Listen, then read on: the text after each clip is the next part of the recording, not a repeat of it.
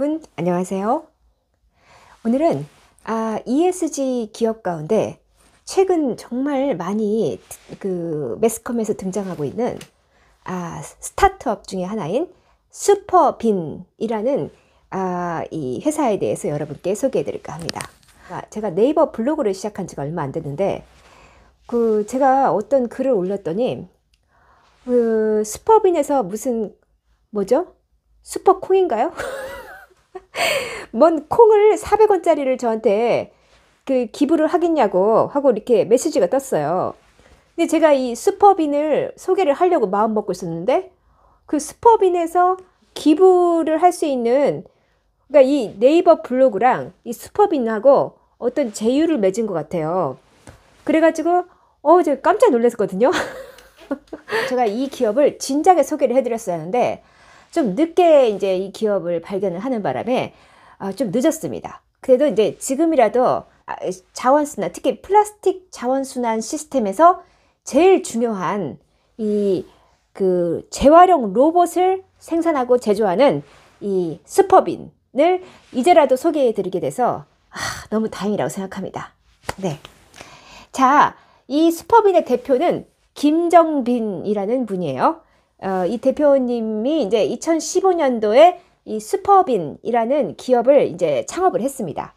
그래서 이 기업에서는 자원을 순환시키는, 그러니까 서큘레이션이죠. 순환 경제의 어떤 가장 중요한 쓰레기 자원을 이렇게 분류를 할 수 있는, 그러니까 이게 재활용이 가능한 건지 가능하지 않은 건지를 이제 자원 회수 로봇 네프론이라는 것을 새롭게 개발을 해서 이것을 상용화에 성공을 한 친환경 스타트업이라고 볼 수 있겠어요. 그래서 지금 현재 2015년도에 이제 설립이 됐고 지금까지 2021년까지 해가지고 전국 각지에 약 이제 190여 개의 네프론, 아까 말씀드렸던 자원 순환 재활용 로봇이 설치가 되어 있는 상태라고 합니다. 네. 이제 이 로봇은 뭐 이렇게 눈, 코, 입이 있는 인간형 로봇이 아니라 모습은 마치 우리 커피 자판기 있죠. 그러니까 자판기와 같은 모습으로 생겼어요. 그러니까 이제 직사각형으로 생겼죠. 그런데 이제 이 자원순환 로봇의 이름은 네프론이라고 하는데요. 이 네프론에 이제 예를 들어서 제가 뭐 어떤 이제 500ml 생수를 먹고 플라스틱을 여기다 넣잖아요. 그러면은 네프론이 AI 인공지능 기반의 자원 회수 분류 시스템을 가지고 있어요. 그래서 이제 AI가 이제 쓰레기의 형태를 판독을 합니다. 그런 다음에 이제 자동으로 이 분류를 한다고 해요. 그래서 재활용 가능한 자원과 그렇지 않은 자원을 이렇게 딱 분류를 해서 이제 선별이 딱 끝나면은 나중에 이제 이용자에게 이 재활용 가능한 쓰레기면은 일정 금액을 지불을 하는 구조래요. 와, 너무 좋지 않습니까? 네. 그러니까 이제 쓰레기를 버렸는데 그게 뭐 일정 금액의 돈이 저한테 들어와요. 그러면 당연히 이제 저 같으면은 이제 쓰레기를 여기 가서 버리겠죠. 자, 그래서 이러한 시스템을 개발한 김정빈 대표님은요, 이 슈퍼빈이 이 순환경제라는 새로운 어떤 이제 경제 시스템, 경제 생태계를 이제 만들어가는 그러한 중요한 매개체로 작용할 것이다 라고 보면서 이제 쓰레기도 하나의 자원이 될 수 있다 라는 그런 인식을 새롭게 심어주고 싶다라는 이제 포부를 밝혔어요. 그래서 결국은 이 AI를 장착한 자원 재활용 가능한 자원들을 이렇게 회수해서 분류하는 시스템을 만든 이유는 그동안 이제 뭐 쓰레기들을 이제 주로 소각을 했죠. 그러니까 태우거나 아니면 이제 매립하거나 이 둘 중에 하나였고, 또 재활용이 가능한 쓰레기들도 제대로 그게 재활용으로 되는 경우가 20%에서 30%에 불과했다고 해요. 그러니까 이렇게 이제 계속 이런 방식으로 쓰레기나 폐기물들을 이렇게 처리하는 방식은 현실적으로 오래가기 힘들다.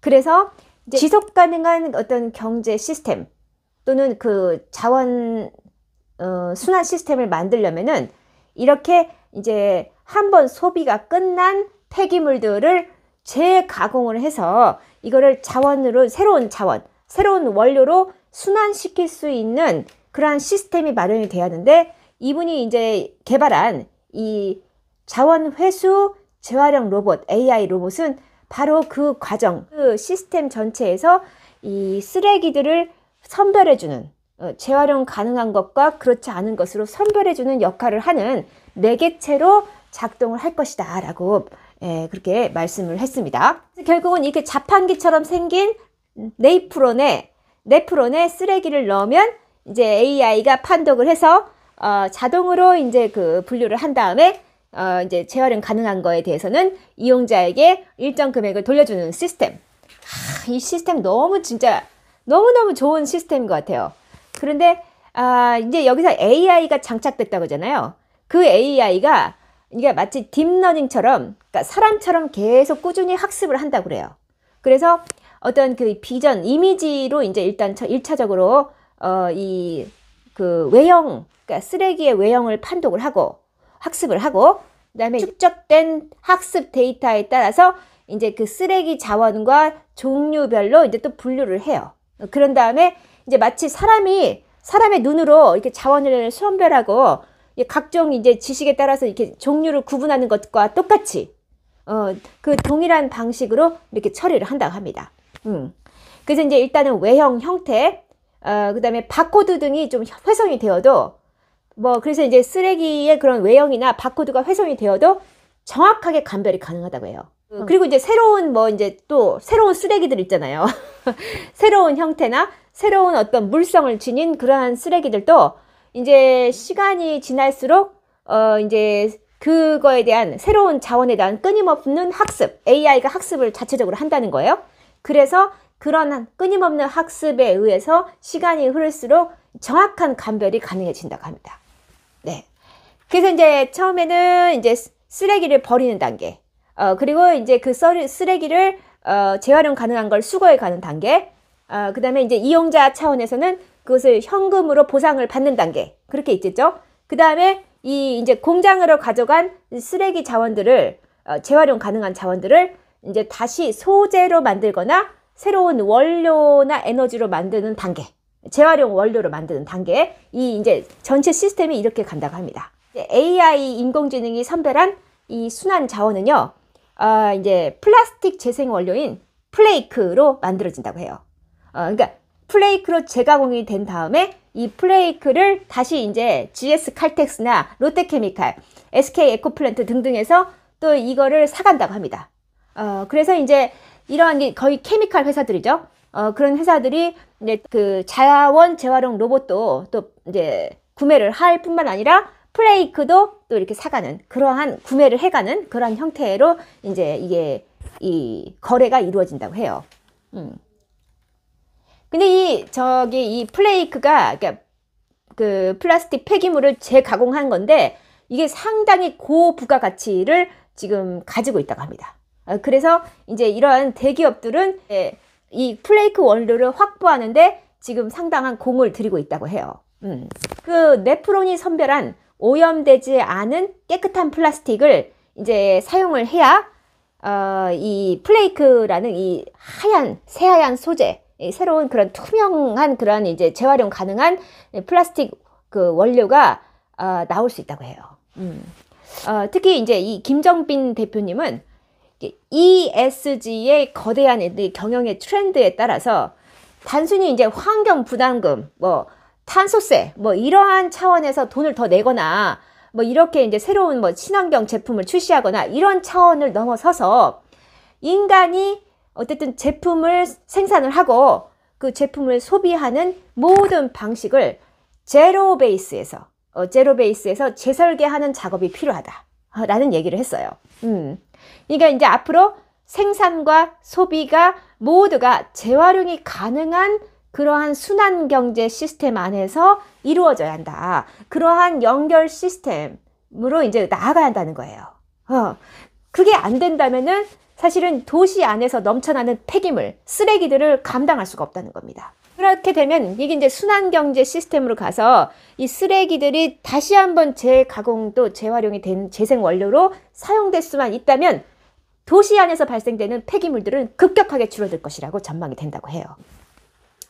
다만 우리 이제 사회에서 뭐 서구 사회도 마찬가지지만 이러한 이제 폐기물을 재활용 가능한 이 폐기물을 재활용할 수 있는 시스템, 이 순환 경제 시스템이라고 하는데 이러한 시스템이 우리 사회에서 자리 잡으려면은 많은 노력이 필요하다고 합니다. 특히 이제 폐기물을 재가공해서 새로운 가치를 창출하는 그러한 이제 순환 경제와 그냥 폐기물을 단순 소각 처리하는 처분해버리는 그러한 선형 경제가 좀 당분간은 좀 서로 부딪힐 수밖에 없다. 이제 충돌할 수밖에, 왜냐하면 서로가 추구하는 가치가 좀 다르기 때문에 충돌할 수밖에 없고 갈등할 수밖에 없다는 거예요. 물론 이제 다 모든 제품들이 다 재활용이 가능한 건 아니겠죠. 그러니까 일정 부분은 재활용 가능한 부분으로 가고 일정 부분은 또 선형경제 시스템으로 가서 이 두 개의 수레바퀴가 이렇게 잘 물려나갈 수 있게, 예, 잘 물려서 경제 시스템을 잘 운용할 수 있도록 가야 한다는 거예요. 자, 그래서 실제로 이제 이 김정빈 대표님이 상당히 환경의식이 높은 분이더라고요. 그래서 이러한 그 자원 순환에 대한 인식을 조금 더 일반인들에게 많이 좀 심어주기 위해서 다양한 사회 활동을 하고 있는데 그 가운데 이제 최근에 이 폐기물로 제작한 이 상품을 판매하거나 전시할 수 있게 쓰레기 마트도 만들고요. 쓰레기 카페도 만들고, 쓰레기 카페요.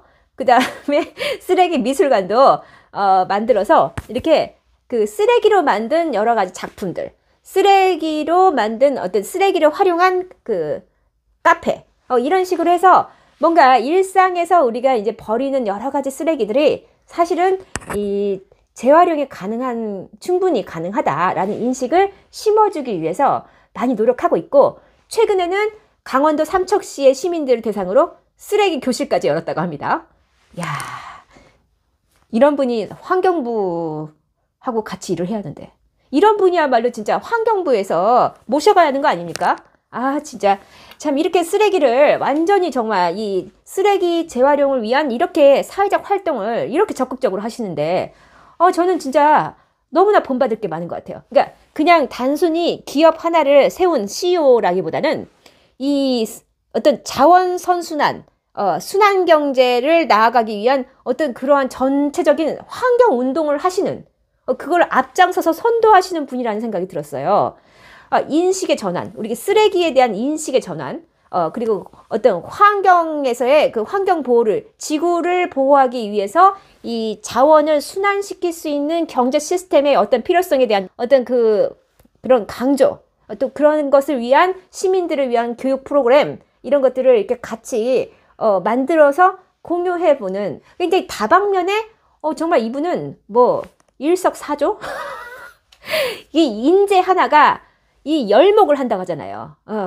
그러니까 이분이야말로 그런 분인 것 같아요. 그러니까 그냥 뭐 CEO에서 딱 끝나는 게 아니라 사회적인 어떤 교육까지도 지금 담당해서 하고 있고, 또 지역사회에 뭐 이렇게 쓰레기 카페, 쓰레기 전시관, 뭐 쓰레기 마트까지 만들어가지고 지금 운영을 하고 있는 그 정도의 수준이라면은, 야, 이거 뭐, 진짜 팔방미인. 진짜 대단한 능력을 가지고 역량이 대단하신 것 같습니다. 그런데 이제 이분이 결국은 그 추구하고자 하는 가치는 쓰레기도 결국은 금전적인 가치를 가지고 있다. 그런 상품으로 재탄생, 재창조될 수 있다라는 것을 이분은 이제 새로운 인식, 그런 인식을 우리 시민들에게 심어주고 싶어서 이렇게 다양한 활동을 하시는 것 같습니다. 네. 그래서 이제 지금까지 그 슈퍼빈의 어떤 그런 그 상황을 보면은 2021년 8월까지는요, 안양시에만 그 아까 자원순환 로봇 네프론이죠. 네프론이 100대가 설치가 되었대요. 그뿐만 아니라 이제 뭐 버스 정류장, 주민센터, 주차장, 그리고 이제 중학교, 고등학교, 초등학교, 학교 뭐 해가지고 도시 곳곳에 이제 네프론을 설치할 계획이라고 해요.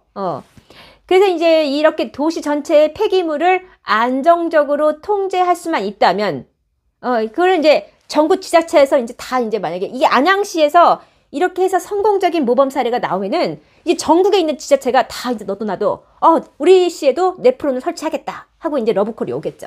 네. 그래서 이제 지금 현재 배달의 민족 아시죠? 배달의 민족에서 이제 또 같이 업무 협약을 하자 해가지고 배달의 민족 전용 이 순환자원 회수 로봇 20대를 지금 제작을 해서 아산시에 이제 기부를 할 예정이라고 합니다. 아, 이분이 기부도 하시네요. 기부도 해. 이분이 참 진짜 대단하신 분이 기부를 해요, 기부를. 이 슈퍼빈이요. 아, 이 경기도 화성시에 4천여 평의 그 규모의 그 공장 부지에다가 순환자원 소재화를 위한 공장을 건설하고 있다고 합니다. 와, 대단하네요. 그러니까 지금 2차 투자가 들어간 것 같습니다. 즉 AI, 그러니까 인공지능에 기반한 이제 그 자원 순환 로봇 레프론이 폐기물을 일단 1차적으로 선별을 하고, 그리고 이제 그것을 재가공하는 라인을 하나의 서버로 연결을 해가지고 플레이크, 아까 말씀드렸죠, 투명한 페트병에서 나오는 아주 순수한 그 플라스틱 가루 플레이크를 생산을 할 예정이라고 합니다. 이제 이 슈퍼빈 또 대표님이 이 전체 과정 있잖아요. 이 폐기물이 정말 고부가가치의 원료로 생산되는 전 과정을 한눈에 볼 수 있는 전만대를 세울 생각이래요.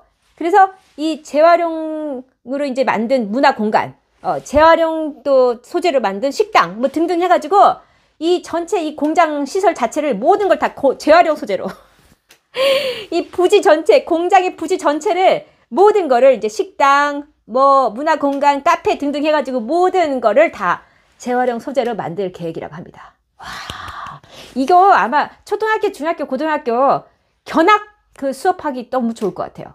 선생님들이 야, 이 폐기물 재활용에 대한 그 수업을 애들 데리고 가기가 너무 좋은. 그 무슨 학습이라고 하죠?